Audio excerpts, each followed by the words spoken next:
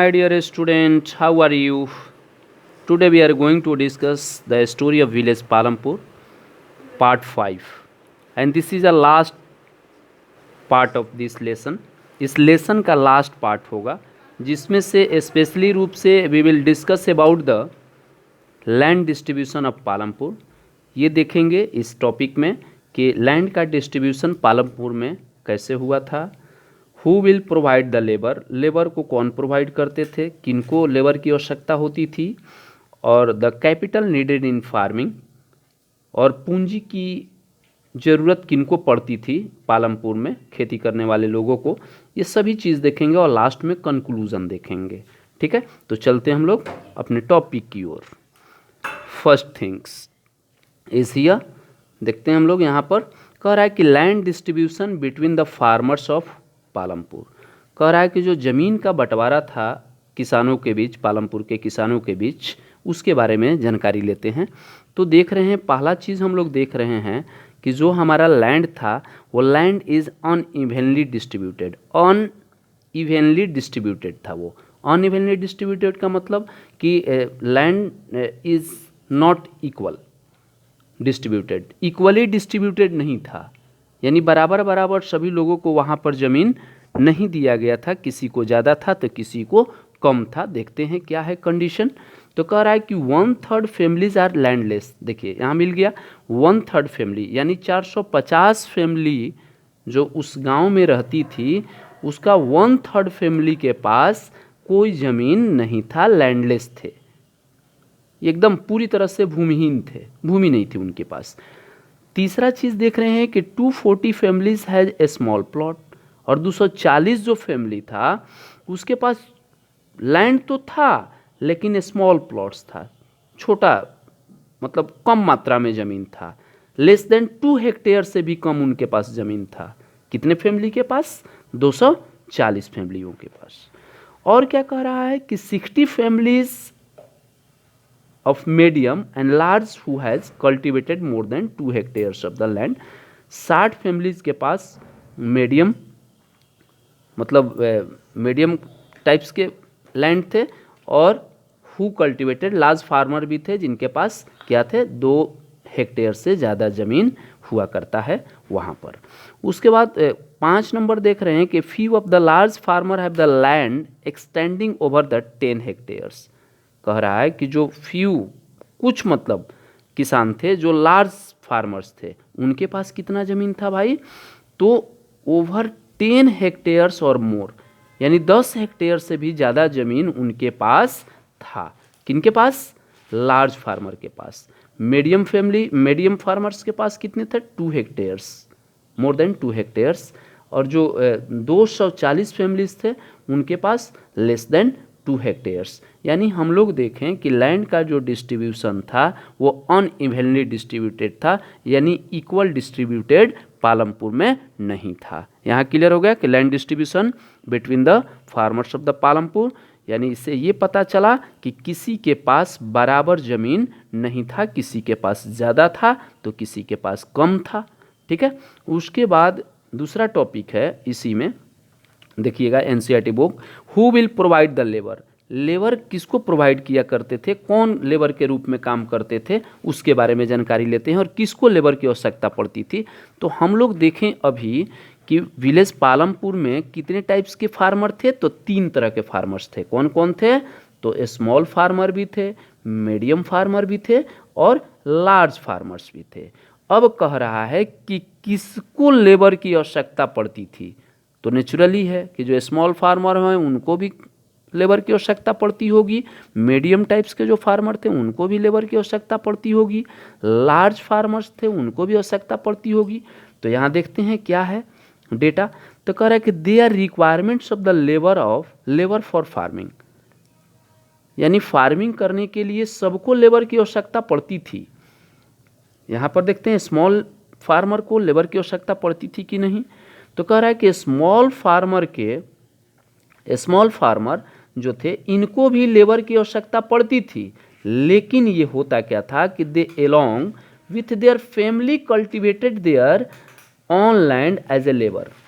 ये लेबर नहीं रखते थे स्मॉल फार्मर, इनके पास तो बहुत कम प्लॉट था, तो जो इनका फैमिली था वही क्या करते थे, अपने फील्ड में काम करते थे एज ए लेबर बनकर। ठीक है, यानी फैमिली के मतलब परिवार के लोग ही अपने खेतों में काम करते थे स्मॉल फार्मर का, तो इनको लेबर की आवश्यकता अलग से नहीं पड़ती थी। मीडियम एंड लार्ज फार्मर जो थे, ठीक है, they hire farm labourers to work on their field. जो मीडियम क्लास के फार्मर थे, जो लार्ज फार्मर थे, इनको क्या करना पड़ता था, फार्म लेबरर्स को हायर करना पड़ता था, लेबर को बुलाना पड़ता था अपने खेतों में काम करने के लिए। अब रही बात कि फार्म लेबरर्स का काम कौन करते थे, किसको कहा जाता था फार्म लेबरर्स। ठीक है, फार्म लेबर्स कहा किसको जाता था, तो farm labours come either from landless families and family cultivated a small plot of land. कह रहा है कि फार्म लेबरर्स के रूप में वही लोग काम किया करते थे, उसी को कहा जाता था फार्म लेबर्स, जो लैंडलेस थे, यानी बहुत कम ज़मीनें थी उनके पास। ठीक है, बहुत कम ज़मीन था। दूसरी चीज़, कम ज़मीन था, दूसरी चीज़ ये देखने को मिल रहा है कि जिनके पास कम ज़मीन था और यहाँ तक कि किसी के पास नहीं था, वही फार्म लेबरर के रूप में काम करते थे, फार्म लेबर्स के रूप में काम करते थे। क्लियर, यानी हम लोग यहाँ देखें कि विलेज पालमपुर में 3 तरह के किसान थे, स्मॉल फार्मर थे, मीडियम फार्मर थे और लार्ज फार्मर थे। तो हम लोग देखें कि स्मॉल फार्मर को उतना लेबर की आवश्यकता नहीं थी, क्योंकि फैमिली के लोग ही अपने खेतों में काम कर लिया करते थे। मीडियम क्लास के जो फैमिली थे, फार्मर थे, उनको लेबर की आवश्यकता पड़ती थी और फार्म लेबर की ज़रूरत पड़ती थी। अब फार्म लेबर उसको कहा जाता था कि जो अपने खेतों में भी काम करते थे और दूसरे को भी खेतों में काम करने जाते थे, जिनके पास ज़मीन नहीं थी वो भी काम करने के लिए जाते थे। ठीक है, उसके बाद नेक्स्ट टॉपिक है कि the capital needed in farming. कह रहा है कि खेती कोई भी करेगा तो उसको नेचुरली है कि कैपिटल की ज़रूरत पड़ेगी। कैपिटल मीन्स मनी की आवश्यकता पड़ेगी। तो किनको मनी की आवश्यकता पड़ती थी देखते हैं। यहाँ तो नेचुरली है कि सबको पड़ेगी, स्मॉल फार्मर को भी कैपिटल की आवश्यकता पड़ेगी, मीडियम को भी पड़ेगी और लार्ज को भी पड़ेगी। तो फर्स्ट देखते हैं, first we will look small farmer के बारे में बात करेंगे कि इनको जब कैपिटल की आवश्यकता होती थी तो ये अपना रिक्वायरमेंट कहाँ से फुलफिल करते थे, पैसा कहाँ से लाते थे, देखते हैं थोड़ा सा। तो कह रहा है कि small farmer that's where does the capital comes from. कहाँ से इनके पास पैसा आता था, तो small farmers borrow the money from the money lenders and traders. जो साहूकार हुआ करता था, जो व्यापारी हुआ करता था, छोटे किसान, उससे क्या करते थे, कर्ज लेते थे, पैसा लिया करते थे। क्यों? क्योंकि इनके पास तो बहुत कम ज़मीन थी और अपने फैमिली के रिक्वायरमेंट को ही फुलफिल करने में ग्रेन्स को उतना नहीं मतलब प्रोडक्शन कर पाते थे, जिसके कारण इनको बार बार नए सीजन में क्या करना पड़ता था, मनी लेंडर से, ट्रेडर से, साहूकारों से उधार पैसा लेना पड़ता था। क्या करने के लिए? अपने क्रॉप्स को कल्टीवेट करने के लिए। तो स्मॉल फार्मर किस पर डिपेंड थे? मनी लेंडर्स पर और ट्रेडर्स पर डिपेंड थे। किस लिए? कैपिटल के लिए। क्यों? क्योंकि ये बहुत छोटे किसान थे, इनको उतना प्रोडक्शन नहीं हो पाता था जिससे कि सेविंग ये कर पाएँ। उसके बाद कह रहा है कि medium and large farmers have their own saving from the farming. देखिए यहाँ पर कह रहा है कि जो मीडियम क्लास के फार्मर्स थे और लार्ज फार्मर्स थे, इनका ज़्यादा लैंड होने के कारण मोर प्रोडक्शन होता था। और जब मोर प्रोडक्शन होगा तो नेचुरली है कि उनको पास क्या होगा, सेविंग होगा। तो जो सेविंग करके रखते थे, जब भी इनको क्रॉप्स कल्टीवेट करना, स्वयं करना रहता था, ग्रो करना रहता था, लगाना रहता था, तो ये क्या करते थे, सेविंग कैपिटल में से अपने फार्मिंग को क्या करते थे, लगाते थे। उसी पैसा को ये यूज करते थे। उसके बाद they use as the capital required. जैसे जब जब उनको कैपिटल की आवश्यकता पड़ती थी तो अपना आवश्यकता अनुसार अपना करते थे। ठीक है, आई होप दैट आपको समझ में आया होगा।